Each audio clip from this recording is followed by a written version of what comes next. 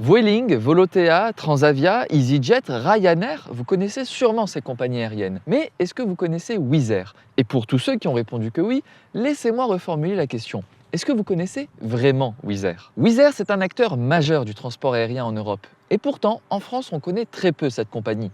C'est quand même étrange. Laissez-moi vous raconter pourquoi. Salut à tous, j'espère que vous allez bien. On se retrouve aujourd'hui pour une nouvelle vidéo. Aujourd'hui, on va plonger dans l'histoire de la compagnie aérienne Wizz Air et comprendre pourquoi aujourd'hui en France, c'est un acteur pourtant très peu connu. Wizz Air est une compagnie aérienne hongroise dont le premier vol a été effectué en 2004. Et en 2008, seulement 4 ans plus tard, elle enregistre déjà 10 millions de passagers transportés. Pour vous donner l'ampleur de ce que représente aujourd'hui Wizz Air dans le ciel européen, c'est une compagnie qui dessert 194 aéroports dans 54 pays. Ça, c'est une photo de moi la première fois que j'ai embarqué à bord d'un vol de Wizz Air. C'était pour aller de l'aéroport de Charleroi en Belgique jusqu'à l'aéroport de Sofia en Bulgarie. Et c'était en 2021. Et à cette époque, la compagnie avait à peu près 120 appareils. 4 ans plus tard, elle en possède 250. Elle a tout simplement doublé son nombre d'appareils en un temps record. Pour être exact, en l'espace de 5 ans, de 2020 à 2025, la compagnie enregistre une croissance de 114%, ce qui est tout simplement la meilleure performance du top 50 des plus grandes compagnies aériennes. Aujourd'hui, avec ses 250 appareils, Wizz Air se classe 25e compagnie avec le plus d'avions dans le monde. Dans le monde, là où Volotea, qui est pourtant beaucoup plus connue en France, n'en possède que 45. Et surtout, tenez-vous bien, puisqu'elle ambitionne d'ici 2030, ce qui est littéralement demain, de posséder 250 appareils de plus, ce qui ferait monter son total à 500 appareils et la ferait donc rentrer dans le top 15 mondial. Et une autre force majeure de cette compagnie, surtout lorsqu'on voit les 250 appareils qu'elle compte acheter, c'est que par exemple, là où Ryanair a décidé de tout miser sur l'américain Boeing avec son modèle 737, Wizz Air, plus européen puisque hongrois, a décidé de tout miser non pas chez Boeing, mais chez Airbus, avec le modèle A321neo. Et si vous me demandez pourquoi l'A321neo spécifiquement, je vous répondrai que dans cette gamme de court moyen courrier, c'est l'avion qui est à la fois le plus performant, puisque le plus récent, mais également celui qui est le plus long, et permet donc d'embarquer plus de passagers, ce qui, pour la compagnie aérienne, permet de réduire le coût par siège de chaque passager. Et au cas où vous ne l'auriez pas compris, avec autant d'avions attendus d'ici 2030, c'est une des compagnies aériennes qui a le plus gros carnet de commandes actuellement.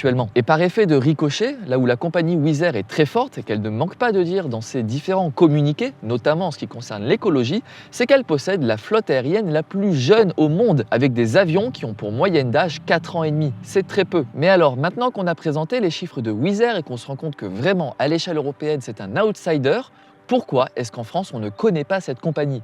C'est quand même très étrange. Eh bien, tout est une histoire à la fois d'économie et de visibilité. Déjà, commençons par voir le nombre d'aéroports où Wizz Air est implanté. On a l'habitude de dire qu'en France, on est très centralisé, autour de Paris, la capitale.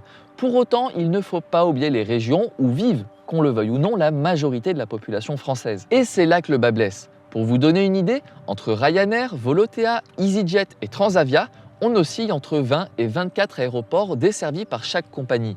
Vueling est un peu en retrait avec 8 aéroports, mais on voit quand même que la moyenne est très haute, là où Wizz Air ne dessert que 6 petits aéroports.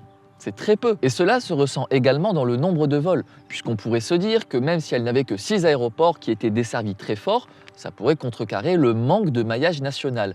Eh bien, pas tellement. En comparaison, EasyJet organise 100 000 vols par an vers ou depuis la France, ce qui en termes de nombre de passagers transportés est la classe deuxième derrière Air France, la compagnie nationale. C'est tout simplement le leader historique sur le low-cost européen. Juste derrière, Ryanair organise 90 000 vols par an, mais c'est surtout le champion absolu en termes de passagers transportés, avec 200 millions de passagers transportés dans l'Europe chaque année. C'est tout simplement phénoménal comme chiffre. De son côté, Volotea a aussi son propre record, en ayant le plus de lignes intérieures entre différentes villes françaises, en ayant très peu centralisé son offre aéronautique. Elle en possède même plus qu'Air France. Et Wizz Air, derrière les 100 000 ou 90 000 vols, n'organise elle que 15 000 vols. C'est encore une fois très peu. Et surtout, peut-être le clou dans le cercueil, Wizz Air ne possède aucune base en France, ce qui veut dire que tous ces équipages retournent dans leur pays respectif à la fin de la journée, ce qui n'offre donc aucune visibilité, à la fois pour les équipages qui pourraient aller dans les hôtels alentours et montrer un petit peu à quoi ils ressemblent,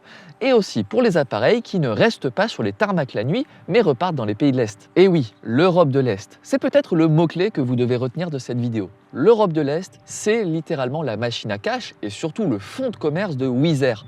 Là où des compagnies comme Volotea ou Vueling vont tout miser sur l'Europe du Sud, notamment l'Espagne, Wizz Air n'en a vraiment rien à faire de tout ça et se concentre sur l'Europe de l'Est, avec majoritairement 3 pays qui sont en train de beaucoup monter pour la compagnie, historiquement la Hongrie bien sûr, mais également la Roumanie et l'Albanie. Wizz Air, c'est le champion de la desserte pour tous les anciens pays de l'Union soviétique, mais également de la Yougoslavie et de tous les États qui gravitent autour de cela. Et c'est vrai qu'historiquement, pour les Français, l'Europe de l'Est, ce n'est pas le plus sexy. Les Français préfèrent davantage aller au Portugal, en Espagne, en Italie, en Grèce, beaucoup moins en revanche en Lituanie, en Bulgarie, en Pologne. Ce sont des destinations qui rendent curieux, mais qui ne vont pas happer la majorité du tourisme, c'est une chose certaine. Et c'est pour ça également que Wizz Air a peut-être des réticences à desservir le marché français. À cela, on ajoute le côté finance. Venons-en. Les finances, c'est essentiel pour une compagnie low cost. Quand vous vendez un billet à 15 € ou à 12 €, chaque centime est essentiel et vous n'allez pas vous amuser à les gaspiller inutilement comme pourraient le faire de plus grosses compagnies. Tenez-vous bien, là où Ryanair est souvent dépeint comme la compagnie la plus odieuse, la plus low cost, celle qui vous ferait voyager dans la bétaillère, eh bien, elle fait de la publicité quand même. Wizz Air fait extrêmement peu de publicité, puisque la publicité, encore une fois, c'est de l'argent dépensé dans le marketing et elle préfère le dépenser ailleurs ou l'économiser. Au niveau de ses revenus, Wizz Air vient de boucler son exercice comptable pour l'année 2025 avec un très impressionnant chiffre d'affaires de 5,3 milliards d'euros. Bon, on est encore loin des 14 milliards de Ryanair, mais on ne peut pas comparer David à Goliath. En revanche, et c'est là le gros point faible pour Wizz Air, mais qui en même temps pour nous est peut-être positif, vu que nous sommes les consommateurs et qu'on a envie de payer le moins cher possible un billet d'avion, c'est que Ryanair fait un bénéfice de 8 € par passager, EasyJet 8,50 €, Wizz Air uniquement 3,50 €. C'est très peu. Par exemple, Ryanair est souvent moqué pour organiser un loto à bord de ses avions. Bon, ça fait vraiment très low cost. Wizz Air, de son côté, n'a pas de loto, mais profite énormément de tous ses petits revenus sur son catering, c'est-à-dire toutes les boissons, les snacks qui pourront être vendus à bord. Pour vous donner une idée, dans un avion, il y a 2 indicateurs très fiables, le prix du café et le prix d'une bouteille d'eau. Je vais vous donner celui de la bouteille d'eau qui pour moi est plus parlant puisque je ne bois pas de café. Eh bien, vous avez chez Ryanair la bouteille d'eau petit format vendue à 3,50 €, quand chez Wizz Air, elle est vendue à 3 €. C'est 50 centimes de différence, mais vous l'avez compris, chez les compagnies low cost, 50 centimes de différence, c'est énorme si on rapporte tout ça à la masse de passagers annuels. Wizz Air, c'est une compagnie qui mérite de plus en plus qu'on s'y intéresse. Elle va ouvrir davantage de lignes dans les années à venir et pour ma part, je l'espère beaucoup plus en France, avec peut-être pour la première fois un hub. Elle pourrait s'installer à Beauvais, là où on constate déjà une forte présence de Ryanair pour tous les Parisiens, vous le savez. Mais on pourrait voir aussi une autre évolution. Bref, je n'ai pas de boule d'Irma, je ne lis pas dans l'avenir, mais ce qui est sûr, c'est qu'avec 250 appareils supplémentaires, Wizz Air ne va pas les utiliser pour rien. Donc on peut s'attendre à une croissance espérée en France. Ah, et dernier petit détail que je rajoute en fin de vidéo, puisqu'il faut en parler, c'est important, ça fait partie de la vie des compagnies aériennes, c'est le fait que la France taxe énormément les coûts par passager sur un billet d'avion. Contrairement à d'autres pays européens, nos députés ont décidé de fortement taxer le vol aérien, notamment pour des raisons d'écologie qui peuvent se comprendre, de la même manière qu'on avait interdit les vols intérieurs lorsqu'une alternative en train de moins de 2 heures était possible.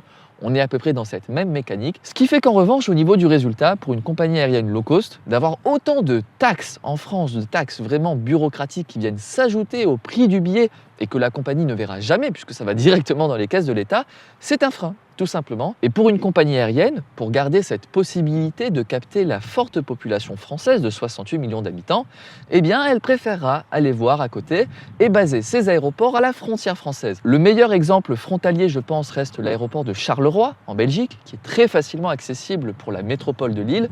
Mais vous avez également l'aéroport de Milan, qui est plutôt accessible pour toute la Provence-Alpes-Côte d'Azur. Et pour tous ceux qui vivent dans le sud-ouest de la France, vous avez également les aéroports de Barcelone et de Bilbao. Bref, les compagnies aériennes préfèrent vous faire un petit peu de route pour traverser la frontière et prendre votre avion dans un pays frontalier, plutôt que d'avoir à payer les taxes nationales et aéroportuaires extrêmement lourdes en France. Et voilà, c'est tout pour cette vidéo. J'espère que vous l'aurez apprécié, que vous connaissez maintenant un petit peu mieux Wizz Air, qui est une compagnie qui est vraiment à surveiller, que je vous conseille vraiment de considérer si jamais vous voulez faire un petit voyage en Europe de l'Est. Si d'ailleurs vous voulez des conseils pour optimiser vos coûts de voyage, je vous le propose dans cette vidéo que vous trouverez ici mais également dans la description. Je vous donne toutes mes petites astuces, mes petits tips pour réduire votre facture totale. Vous le savez, sur cette chaîne, je voyage énormément. Je vous laisse également la playlist de tous mes vlogs à l'étranger. Vous le verrez, ce sont des vlogs qui sont très instructifs. Je me base souvent sur mon ressenti quant à l'histoire du pays, à la culture, au patrimoine architectural et humain. Et sur ce, je vous dis à très bientôt dans de nouvelles vidéos. Salut!